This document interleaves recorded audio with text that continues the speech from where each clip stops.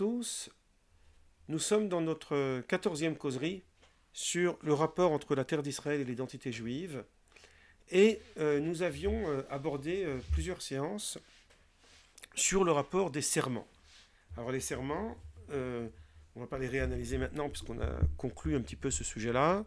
C'est en gros une métaphore, en fait, presque allégorique, que rapporte le Talmud, qui se fonde sur un verset du Cantique des Cantiques qui dit « N'éveillez pas, ne réveillez pas l'amour avant qu'il ne veuille », qui sous-entend l'idée qu'il faut attendre le Messie pour retourner en terre d'Israël. Et nous, on a montré que cette logique-là n'a pas d'incidence religieuse sur le plan halachique sur la création de l'État d'Israël, qui lui est un État séculier et qui n'a pas vocation à se substituer à la messianité juive. Voilà, j'ai résumé plusieurs séances en vraiment quelques secondes. À partir de tout ce qui a été dit avant, il va être intéressant maintenant de comprendre quel a été le rapport juif dans le sens des courants religieux, des divers courants religieux. On va voir qu'il y a beaucoup de nuances dans leur rapport à l'État d'Israël. Bon. Pour commencer, il faut d'abord bien comprendre que la création, que le projet en fait de l'État d'Israël, bien sûr, il y a plusieurs... alors là, je parle plutôt du judaïsme laïque, c'est-à-dire de ceux qui n'ont pas tout à fait de contraintes à partir des textes religieux, même si certains vont continuer de considérer la Bible comme un patrimoine universel pour le juif, mais ils ne sont pas contraints à se soumettre aux règles de la loi religieuse. Je dis ça parce que le projet sioniste n'a jamais été initié par des religieux. Donc on est très loin de la réalité objective de la création de l'État d'Israël. Alors je ne suis absolument pas en train ici de faire l'apologie de ça. Pour moi, que ce soit religieux ou pas, ça ne change rien, ce n'est pas le problème.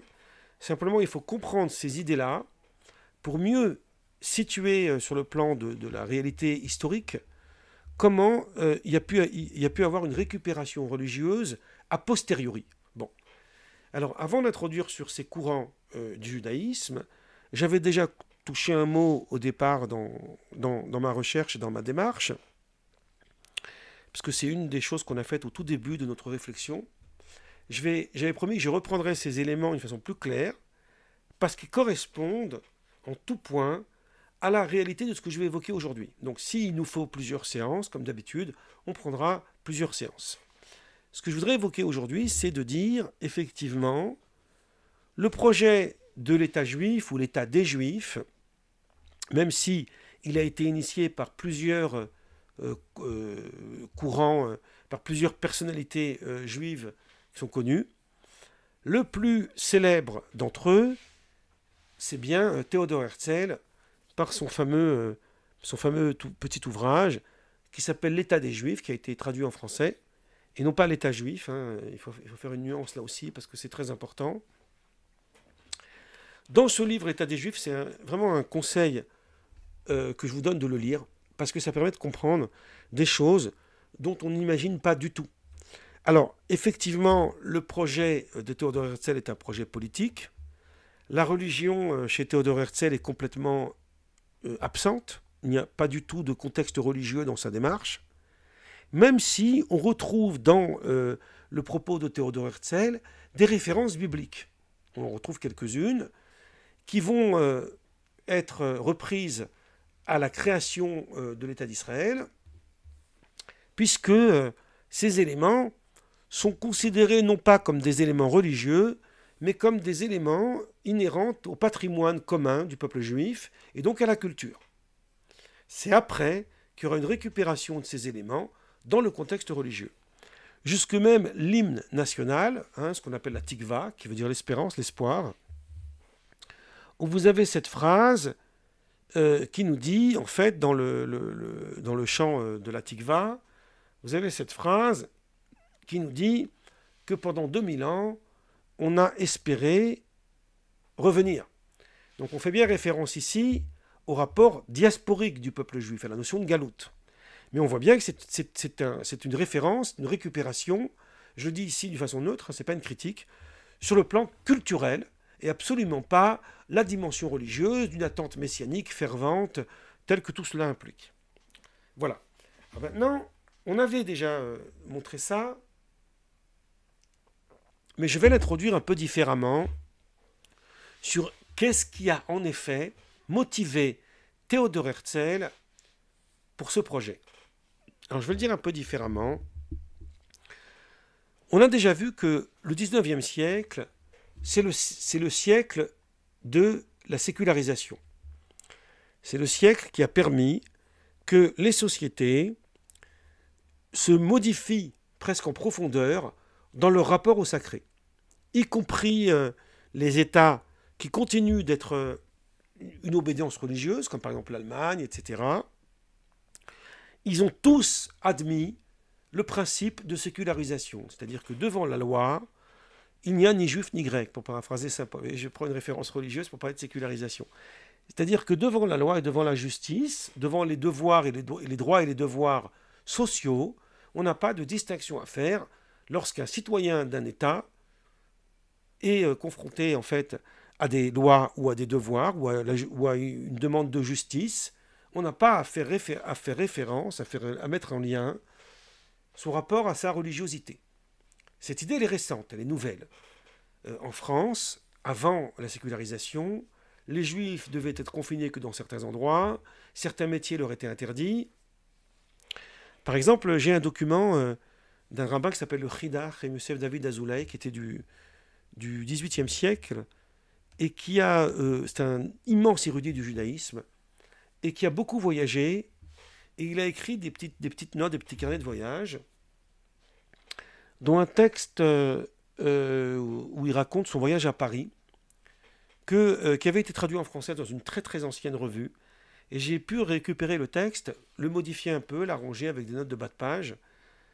Et dans ce texte du voyage à Paris, c'est assez intéressant, il raconte qu'il a rencontré Louis XVI, il fait l'immense éloge de la bibliothèque du roi, et ça s'est passé dans les années 1770 et quelques, donc c'est presque un peu moins d'une vingtaine d'années avant la Révolution française.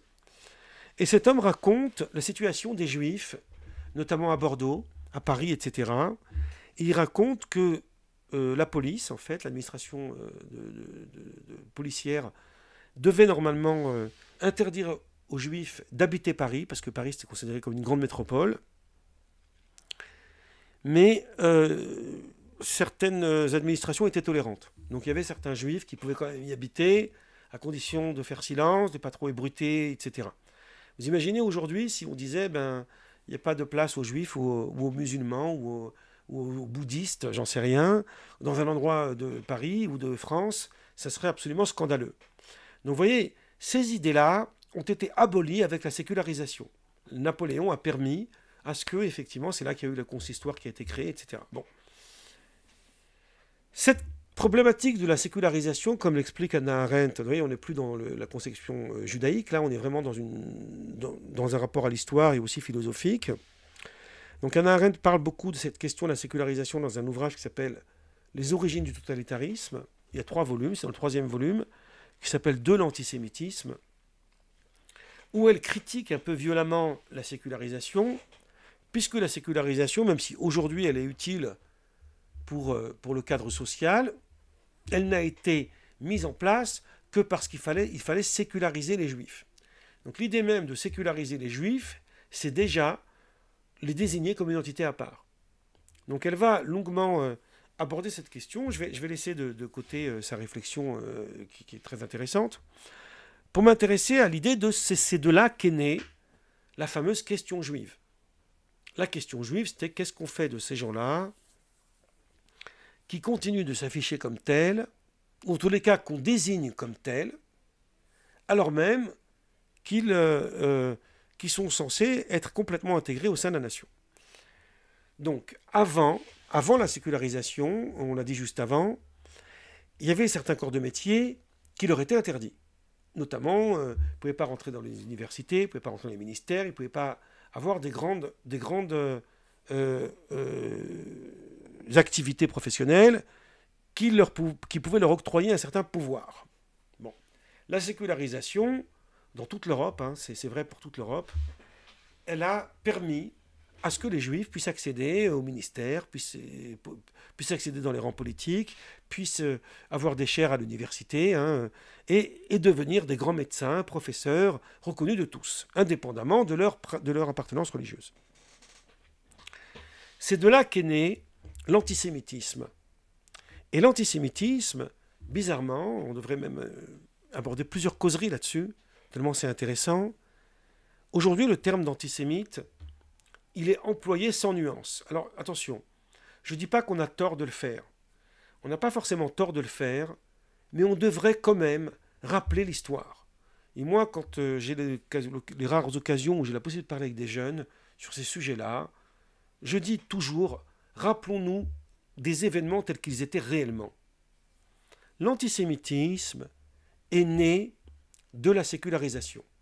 Et d'ailleurs, les antisémites ont fabriqué ce terme eux-mêmes et ils se sont revendiqués comme tels. Vous voyez, aujourd'hui, on est obligé de se cacher pour lorsqu'on a un propos qui peut tomber sous le coup de la loi, ou bien en disant qu'on est seulement antisioniste, ou bien en disant d'autres arguments un peu farfelus.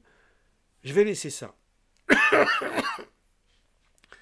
L'antisémitisme à la racine, il est né de quoi? Il est né du fait que l'antisémite a un problème avec le juif intégré à la nation, avec le juif séculier, avec le juif qui joue le jeu de l'intégration, qui accepte donc la dictate des lois entre guillemets de la République, en tous les cas des lois de l'État. Le juif orthodoxe, avec son baluchon, avec son streimel, vous savez, le vêtement, là, le chapeau qu'on met sur la tête, que vous avez vu sûrement Rabbi Jacob, avec son accoutrement et confiné dans sa maison d'études, où il étudie des pages poussiéreuses du Talmud et d'ouvrages rabbiniques, il ne pose pas de problème directement à l'antisémite. Évidemment, une fois que l'antisémitisme est créé, on va appliquer l'antisémitisme sans nuance. Mais à la base, l'antisémite, il en veut aux juifs qui osent faire partie de son propre clan, en fait. Hein, c'est ça, la France juive, hein, de Drummond, etc.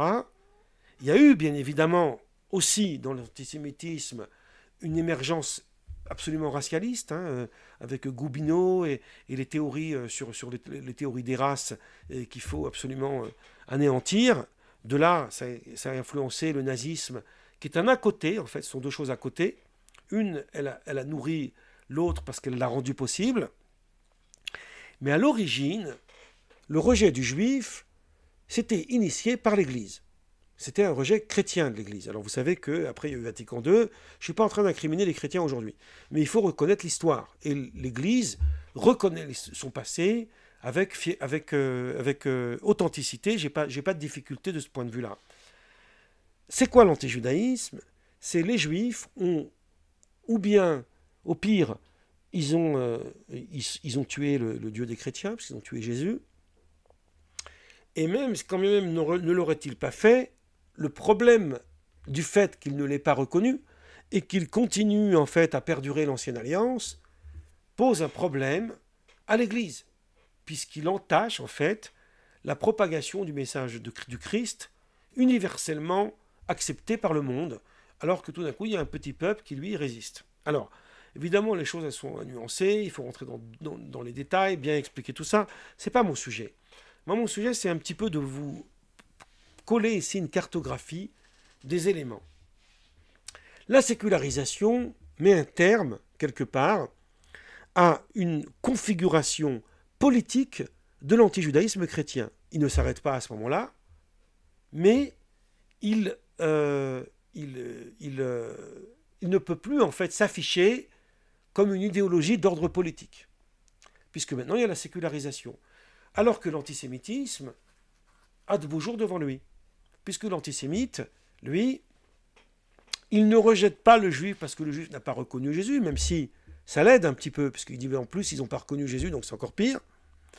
Mais l'antisémite, lui, il va rejeter le juif qui veut au contraire renoncer, presque s'assimiler de sa judéité pour s'intégrer à la nation.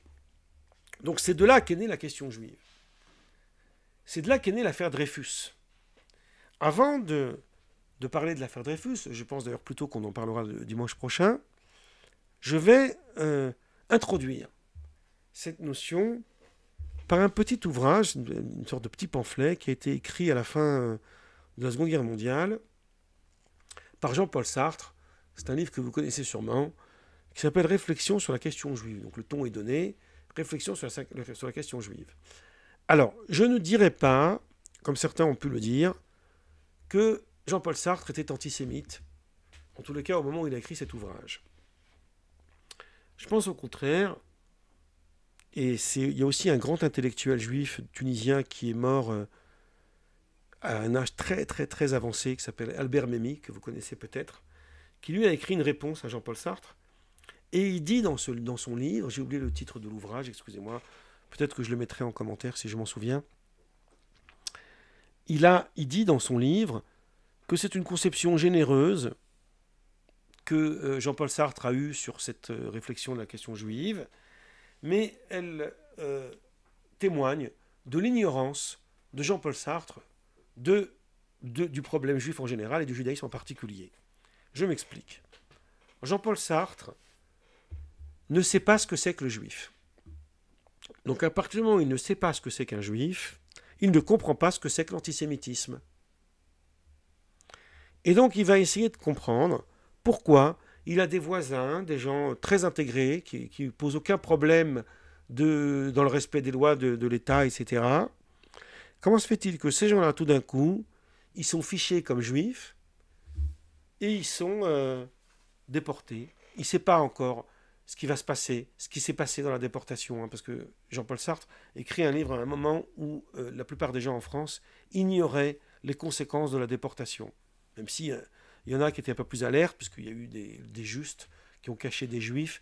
Bon, je ne connais pas assez bien tous les détails de cette histoire pour bien comprendre quel était le contexte. Mais en tout cas, on peut imaginer que Sartre n'avait pas une connaissance parfaite du nazisme et des conséquences de la solution finale. Donc Sartre en arrive à cette réflexion assez presque absurde, mais qui en même temps a une certaine profondeur.